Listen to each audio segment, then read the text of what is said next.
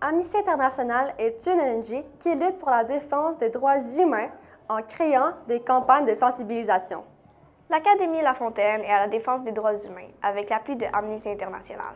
En effet, du 9 au 13 décembre sera la semaine des droits humains. Participez au marathon d'écriture. Ceci consiste à écrire des lettres pour les personnes illégitimement condamnées. Le plus de lettres, le mieux pour les prisonniers. Venez au hall d'entrée et écrivez. Park Kyung-sung, Corée du Sud, est devenu paraplégique. En 2021, il lutte pacifiquement pour l'accès sécuritaire au transport en commun pour les personnes handicapées, tout comme lui. Malgré les répressions violentes des autorités coréennes et des procès judiciaires, il lutte encore pour le combat pour la justice et l'égalité.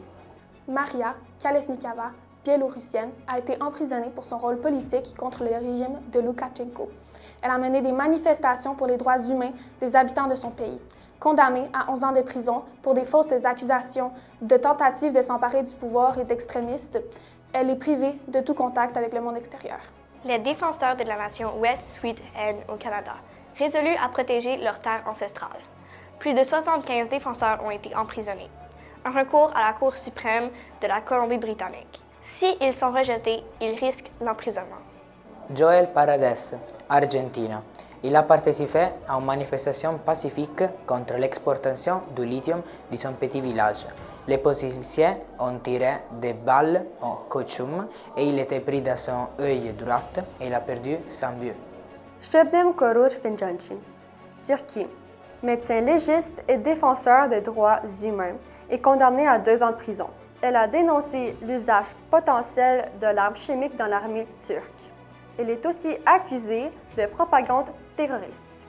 Manael Al-Outaibi, condamné à 11 ans d'emprisonnement pour avoir défendu le droit des femmes en Arabie Saoudite.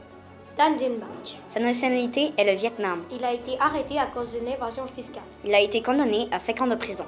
Net Nahara, qui vient d'Angola, a reçu une sentence de 2 ans de prison après avoir défendu le droit des femmes et écrit sur le président sur les réseaux sociaux. Ogba Achad, qui vient d'Égypte, a purgé une peine de 6 ans de prison pour avoir défendu les droits humains. Je tiens à remercier chaleureusement chaque élève qui s'engageront à cette noble cause. Grâce à vos actions et à votre soutien, vous apportez justice et espoir aux personnes injustement jugées et condamnées.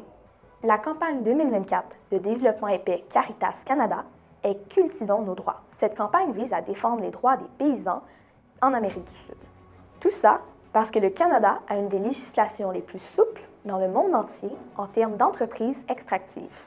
Le droit à la terre, à l'eau, à la souveraineté alimentaire, ainsi qu'à un environnement sain sont très souvent bafoués par des entreprises enregistrées au Canada. Soutenez les paysans du monde entier en demandant au Canada d'adopter une diligence raisonnable en signant ces cartes de pétition.